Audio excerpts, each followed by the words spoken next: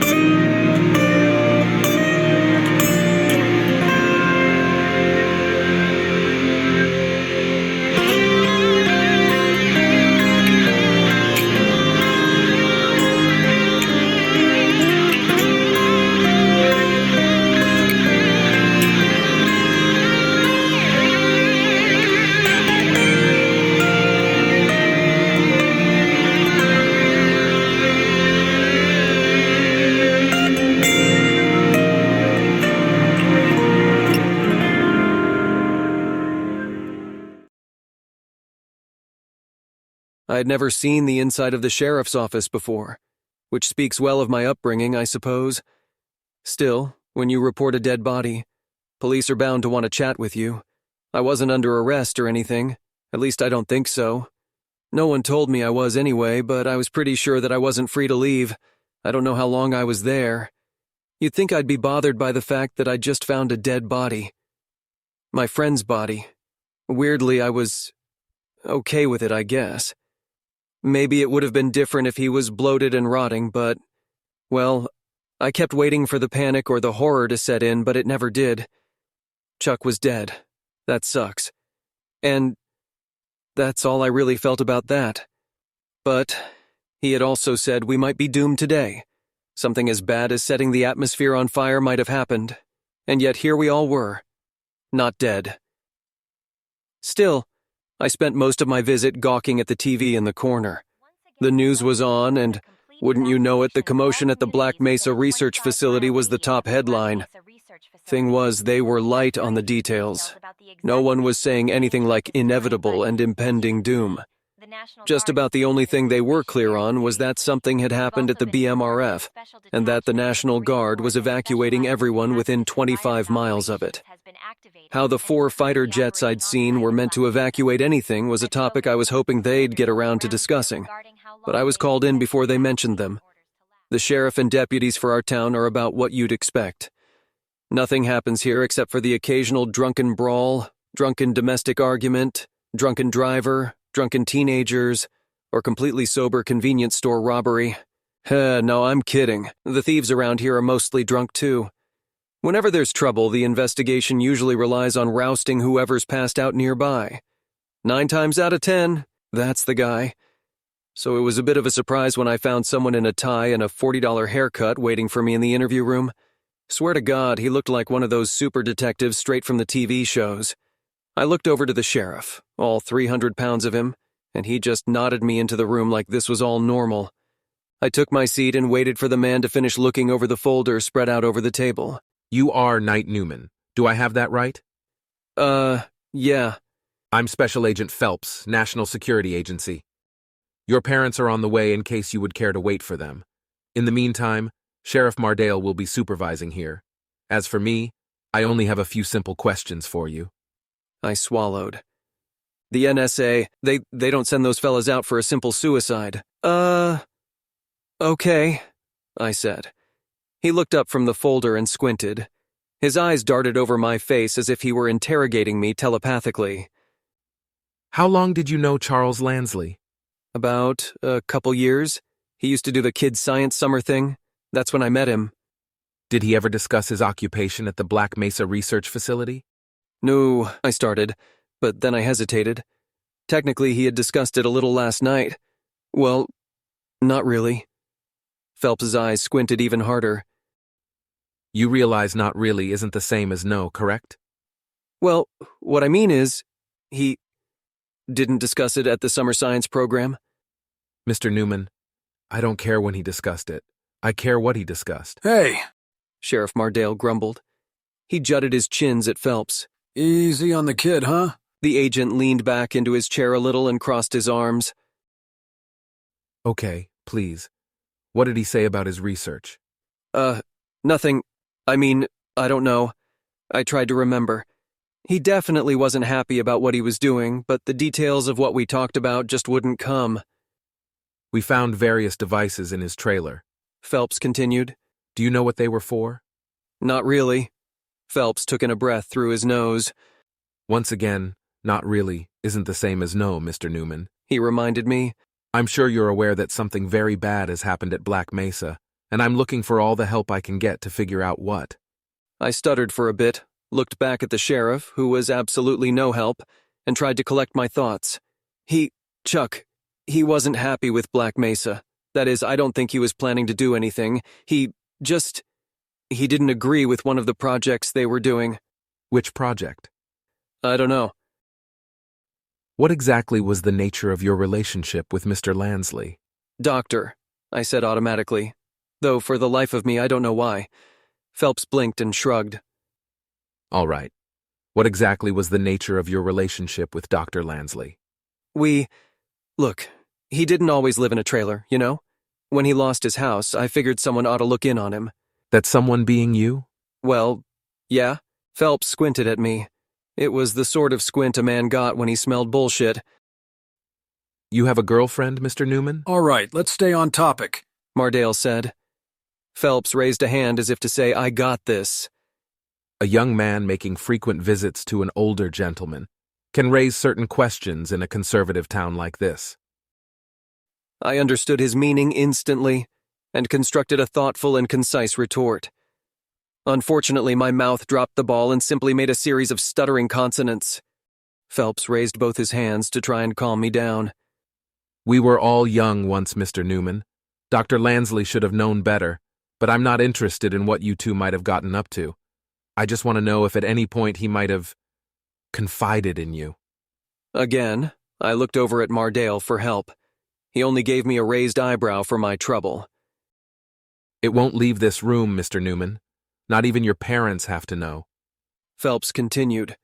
I ran my hands over my face and tried to calm down. We were not doing that, I said, enunciating every word. I waved my right hand in front of his face. This is the closest thing I have to a romantic partner, McKay, and for the record, I prefer girls. Phelps pinched the bridge of his nose. Your preferences are not at issue. Yes, I got it. Look, most of the time what we talked about was just normal stuff. Weird trivia, school. He'd help me out with my math homework, for Christ's sakes. Last night is the first time I caught myself. Chuck had warned me that what he knew might get me in trouble. I hadn't taken it seriously at the time. Who the hell would ask? I figured. Well, here he was. I sighed. Suppose I was committed now. He said that what he was working on was as bad as the New York thing. Phelps raised an eyebrow. New York thing? I screwed my eyes shut and tried to remember. Brooklyn, no, Manhattan, something. He leaned forward. You mean the Manhattan Project? Yeah, that's it. The A-bomb won the war. Right, but he was saying that while they were looking into it, they thought it might have set the atmosphere on fire or something. The atmosphere. Phelps repeated. His tone wasn't mocking. In fact, it sounded like the most important thing he'd heard all day. Did Dr. Lansley have an interest in meteorology? What, like the weather? Yes! Weather, Newman! The fucking weather! I nearly tipped out of my seat. He was in my face, spit flying. For all the world, I thought he was going to choke slam me right there. You, back off, right now. Mardale shouted, stepping between us. God damn it. Phelps said, rising to his feet. Do you have any idea what's happening at Black Mesa? No, I don't. Mardale said. You were mighty clear on the point that you couldn't tell me. Phelps opened his mouth as if he was actually going to tell us, but he stopped himself. We're done here, Mardale said, helping me up from the chair. Wait, Phelps said, calmer than he was a second ago. He grabbed a sheet of paper from his folder and put it in front of me. 9 photos were printed on it. Do you recognize anyone on this sheet? Anyone who might have talked to Dr. Lansley? I don't remember seeing Chuck talk to anyone but me, but I gave the page a once-over anyway. They were all men in suits or lab coats. Never seen any of them. Sorry, I said. I surprised myself in that I meant it. Phelps fell back into his chair and Mardale led me out. No sooner had I left the interview room than my mother burst through the door of the sheriff's office. Knight? Knight? She called. "Right here, Mom." I called back before the receiving deputy could do something stupid like trying to stop her. Oh, baby. She said, wrapping me in one of those mom hugs that makes you forget that you ever had any problems to begin with. Oh, my sweet baby boy, I heard about poor Chuck Lansley. That must have been awful. Are you all right? Yeah, I'm fine, Mom. I managed. We've got everything we need. Mardale put in. He's not a suspect. You're free to go. Well, I hope you catch whoever it was. Suicide, ma'am. There's no one to catch. Oh. She said. She looked from him to me as if she was supposed to say something else, but didn't know what. Well, I said, desperate to break the tension. This'll be fun to explain to Mr. Collingwood on why I missed work. Don't you worry about that. Mom said, planting a kiss on the top of my head. Let's just get you home. She was nothing but questions on the drive, of course. I decided it was best not to mention the NSA's interest in Chuck's suicide. Of course, if I'm being honest, the thing that bugged me the most wasn't his big fit at the end. It was his insinuation near the start. I guess my art teacher would scold me for gay panic. But what really got me was that his conclusion seemed kind of reasonable now that I thought about it. Yeah, definitely need to do something about that. The remainder of the evening went about how I expected it to. Events were relayed to various interested parties. Dad wasn't inclined to make a big thing of it. Sam made a few morbid jokes when I called him about it, but had nothing to add. Through it all, I kept my mouth shut about the NSA guy and Chuck's connection to Black Mesa.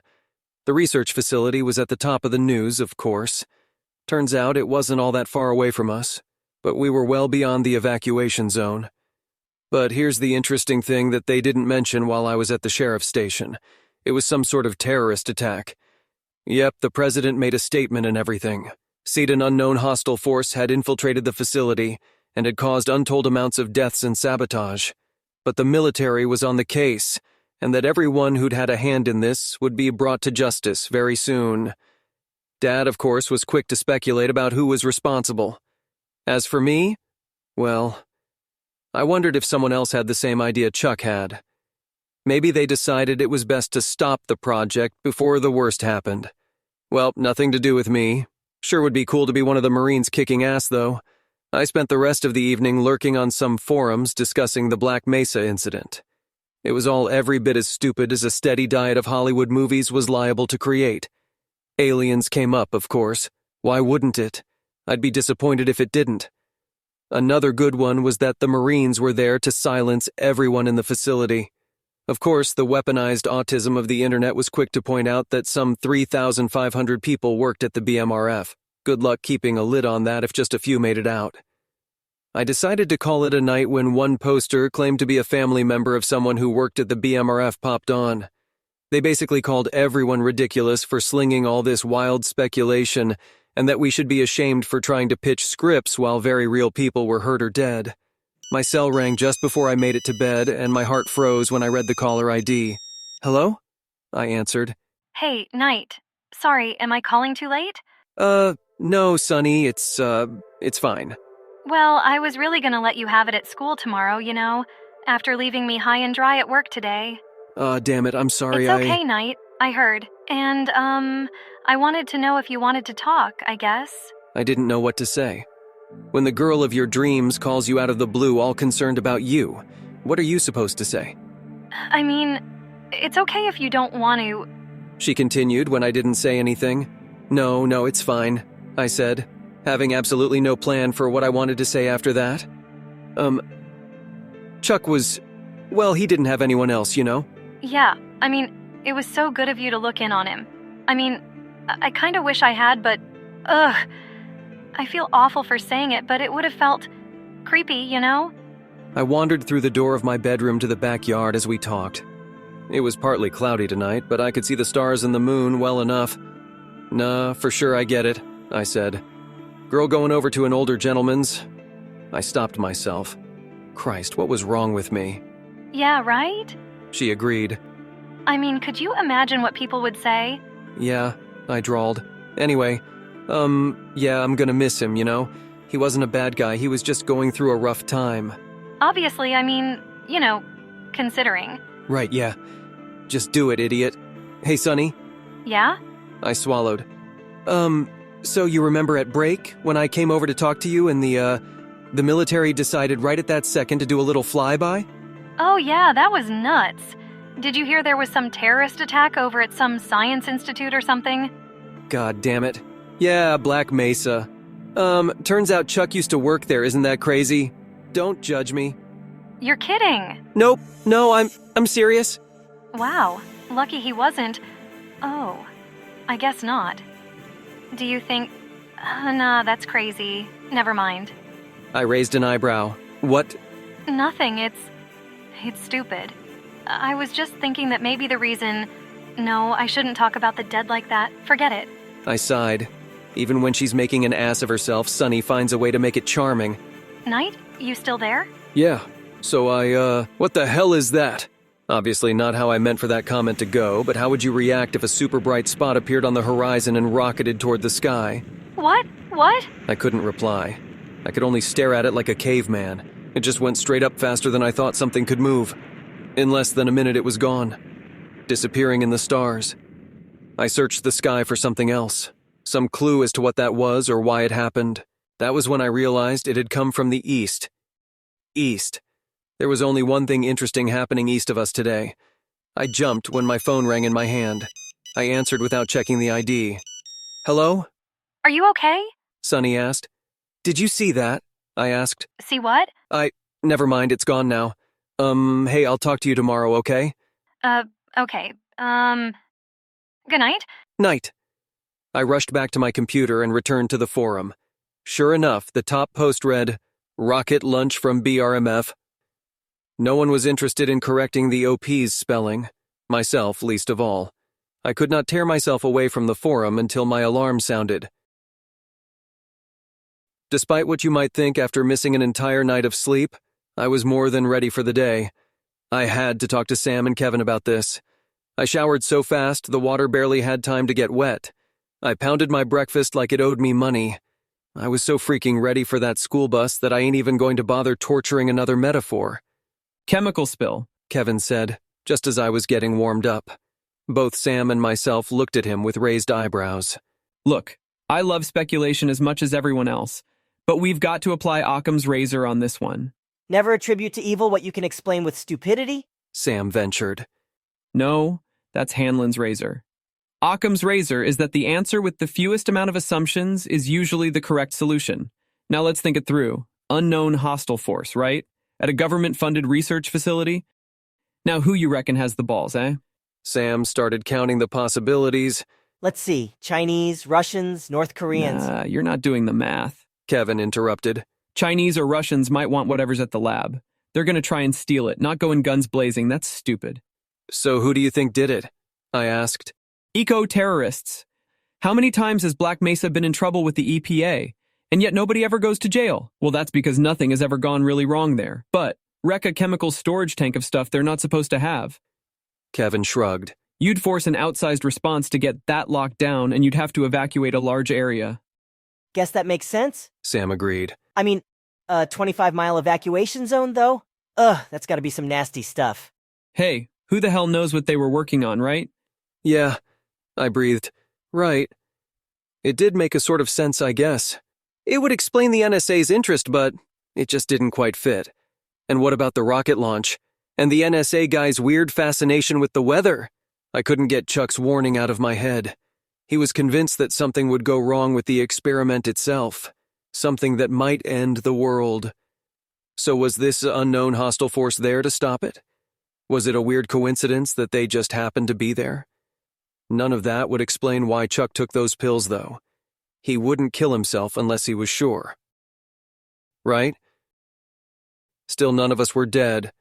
So if the experiment really was going to end the world, I wouldn't be trudging through another Wednesday at school. Eventually, the bus rolled to a halt. We grabbed our stuff and made our way toward campus. I spotted a familiar cascade of black hair and turned. I gasped, literally gasped, when I saw who else was with her. There he was, Letterman jacket and all. Sean Borquez. The conversation was going well based on the shit-eating grin on his face. Well, That and Sonny's easy smile to go with it. Womp womp. Sam said, patting me on the shoulder. I'd say there's plenty of fish, but you actually have to cast some bait, dude. Oh, screw off. Where's your girlfriend? I said. Who cares? You know I'm gonna be dropping panties when I get those dress blues. He replied, tapping his forehead in a sloppy salute. Please, best action you're ever gonna see is if you drop the soap, Kevin said. Sam stuck out his tongue and stuck up his middle finger. First period came and went like it always did. So did the first half of second period. But then the buzz of the intercom interrupted Mrs. Fletcher midstream. Attention all students and staff. Please assemble in the gymnasium immediately. Wait. Mrs. Fletcher said as we rose to grab our bags. Homework. I cursed to myself. Not once had it occurred to me that I should get that work, or any other of my homework done while I was screwing around on the forum last night. Oh man, this wasn't going to be a fun day. She received the stack from my row and quickly rifled through the pages. She pursed her lips when the stack came up short. Mr. Newman? She asked. I could only shrug. At least she didn't have time to give me a proper scolding. We filed out the door and into the gymnasium. I noticed a buzz of excitement instantly. The principal was there, obviously, but next to him was a man in military fatigues. As I looked around, I noticed there were actually multiple people in uniforms in the gym. Some were dragging in desks from other classrooms. Some seemed to be giving instructions to teachers. One of them walked up to Mrs. Fletcher, and after a short chat, she turned and began counting us.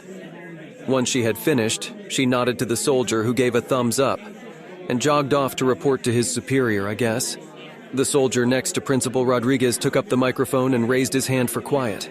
Shit, that might work on a military base, but not a gym full of excited teenagers. But then he did something I'd never seen anyone do before. He held the mic near one of the speakers. The shriek of feedback was damn near ear-splitting. If the man wanted our attention, he sure as hell had it now. My name is First Lieutenant Andrew Sanderson, New Mexico National Guard. He said. I'm going to keep this short, so pay attention. He paused just long enough for the last people still wincing from his microphone trick to recover. This town is now under federal emergency evacuation orders. We are in the process of contacting your parents and guardians to come pick you up. In the meantime, you will all be filling out some FEA forms. He nodded toward the soldiers now sitting at the commandeered desks. You do not need your parents' permission to fill out these forms. You are not agreeing to anything by filling out these forms. These are so we can keep track of you. Now, I'm not so old that I've forgotten what it's like to be your age, so listen up. Do not fuck with the information on these forms. Damn near the entire faculty twitched when he dropped that F-bomb, but clearly Lieutenant Sanderson didn't care. You write down Seymour Butts or Amanda Hugan Kiss. That will screw with your ability to get home or get you to your loved ones. So do yourselves a favor and do it right. Once you're done, stay here. Your parents will collect you. If you have questions, ask one of the staff to talk to Sergeants Delaney or Fitzpatrick. He handed the mic back to Mr. Rodriguez, who was still in shock, and power-walked straight out of the silent gym. I saw a flash of the parking lot as he went through the door. I saw that it was packed with Humvees and trucks all painted desert tan. All right, students and staff, please go ahead and fill out those FEA forms. Like the, gentleman said, please be as accurate as you can. Slowly, as if we weren't sure if this was some sort of prank, some students stepped forward. The momentum built, and I was at one of the desks before I knew it. I handed the form back, and the soldier tore a strip off the bottom and handed it to me. Don't lose this. She advised before shouting, Next. I looked at the strip. There wasn't much on it. Apart from serial numbers and form numbers, it only showed some extremely basic information. Lot number 2204, individual number 0017, name Knight Newman. So, I guess that was me, individual 17. I've dodged an assignment or two in my day, but this takes the cake. Sam said at my shoulder. I jerked and turned around. Huh? What? He gestured around the gym. There are easier ways of getting out of homework than getting the town evacuated, man. Ha, I said. So, for real though, He said, looking around as if he cared who was listening. You think this might have anything to do with what's going on at that lab? I shrugged. I mean, I guess it has to. But, like this far away? I know, right? Can't be a chemical spill. No way. But what then? I asked. Shit, man, I don't know. Maybe it's like One of those Chernobyl things, right? Radiation or something? Maybe we start seeing two-headed coyotes popping up soon. Gentlemen, The unmistakable snooty tone of Mrs. Fletcher cut into our conversation. I think you two could be making more productive use of your time. You in particular, Mr. Newman. We both looked at each other and shrugged. We found a mostly clean chunk of floor, and I fished my untouched homework assignment from my bag. So much for your plan to get out of it. Sam teased as I worked on the paper. Just think, there might be a giant cloud of puking, flesh-shriveling, radioactive death coming our way. And you're doing English homework.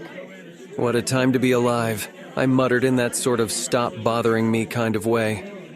He didn't, but I was able to tune him out enough to start getting something accomplished.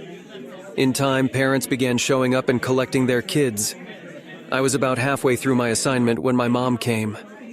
She was made to fill out a FEA form as well before we could leave.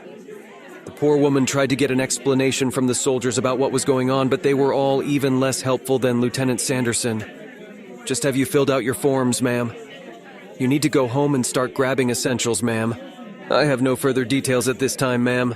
That sort of crap. And so it was. We went to her car, got in, and left the parking lot. It'll be all right. She said once we were on the road. This will all blow over in a minute. I'm sure they're just taking extra precautions. I wanted to say something. Here she was trying to make me feel better when, if I'm being honest, she knew less than I did. I felt like saying so, but decided I shouldn't. What I knew was barely more than she did. All I'd do was worry her more. Whoa, She shouted, suddenly cutting the car over to the curb. What? What? I said. But she was already stepping out the door. I got out as well and looked at her. Her head was fixed at some point in the sky, and I followed her line. My jaw dropped. I don't pretend to know the make and model of our military vehicles, but even I know an attack helicopter when I see one. And boy, was I getting a good look at this one. It was flying low, listing from one side to the other as if the pilot didn't have total control, which seemed likely on account of the trail of black smoke pouring from one of its engines. The thing kept on wobbling for a bit, but it didn't fall down. It just kept chugging west, and before long it was out of sight. We both returned to the car without saying a word.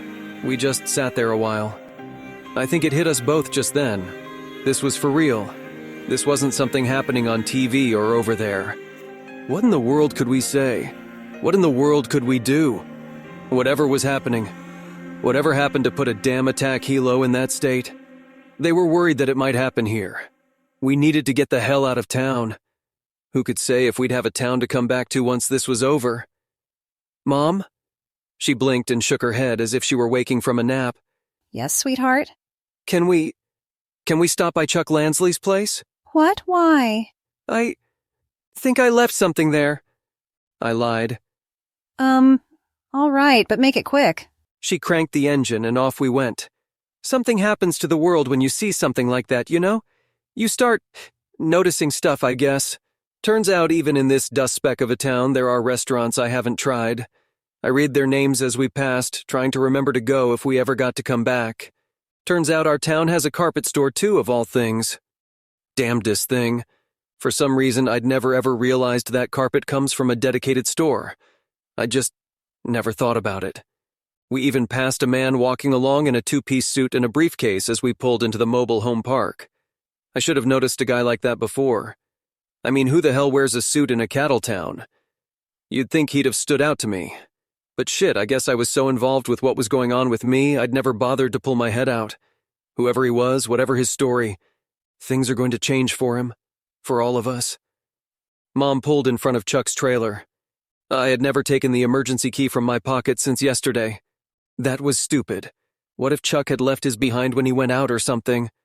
Oh, right. I stopped and stared at the door for a few seconds. It sounds crazy, but I think I was actually afraid of what I'd find. That is, I had no idea what I'd find. Chuck knew. He knew something bad was going to happen. Now I had to know what. I closed my eyes, opened the door, and stepped in. I opened my eyes and breathed a sigh of relief when I saw the bed frame was empty. Obviously, they'd take the body, but last time, it had been such a shock that I was half expecting him to still be there. I turned to the other side of the trailer and swore. All of his equipment was gone. Every who's it or what's it he owned, gone. Of course it was. The NSA wanted to know what he was up to after all. No duh, they'd grab all his stuff. Well, I looked anyway. There's not a lot of places to hide something on a silver bullet, so I wasn't looking long. I don't know what I was expecting. A coded message that only I'd know how to crack? A hidden journal where all will be revealed over the course of 12 to 14 episodes? Is this a Nancy Drew novel? Squat. That's all I got. Goddamn goose egg. Just about the only thing that was left were the dishes in the sink. Wait a minute. I looked at those dishes, and sure enough, Chuck's gag mug with the funny foreign words was still there. I picked it up and looked at it. Well, I had told my mom I had left something behind. I took it with me and rolled it around in my hands as we drove home. Well, that's a cute little thing, she said. I think she might have been trying to cheer me up. Yeah, I thought the cartoon was funny, I said, pointing at the man who was about to hit himself in the back of the head with his own frisbee, or discus, I guess. I could never work out what it says, though, I continued, wondering if she might help without asking too many questions. It's not English. Well, what's it say? I looked over the words and tried to sound them out. Pray parrot. Ivintus. Improvisus. Sounds like Latin, maybe. Oh, that was a good point. I knew from Spanish and English classes that my language borrowed a lot of root words from Latin. Maybe I could work it out. Prepare it. McKay. No clue. Eventus. Maybe event. Improvisus. Improve. Okay, so something event improved. I don't know. Even without the missing word, it doesn't feel like it fits the gag. Wait, what am I doing? That's what the internet is for, dummy. You'd think that was a fine plan. Turns out, though, there was a small miscalculation involved. It assumed that the internet was working. So there I was, furiously pressing F5 when I should have been packing, only to be taunted by the words, 504 gateway timeout. Well, damn. Now not only can I not look up this bugbear, but I can't even print myself a girlfriend for the road. With my parents nattering me to get a move on, I picked up the mug one last time and did something that probably should have occurred to me before. I checked the bottom. It was a butt. The athlete was dropping trows right on the bottom of the mug. Dr. Lansley had served me from a mug with a butt on the bottom, and I could never get him back for that. Just before I set it down, I noticed something was wrong with the outline of the character. Thank God Sam wasn't here because I could not help myself and had to, examine him more closely. The outline was actually text repeating the same phrase over and over again. Prepare for unforeseen consequences. Son of a bitch. The only way to get the joke was to be the, butt of it. From my open window, I heard the scream of another wave of fighter jets. I didn't bother looking out. I didn't have time. We didn't have time.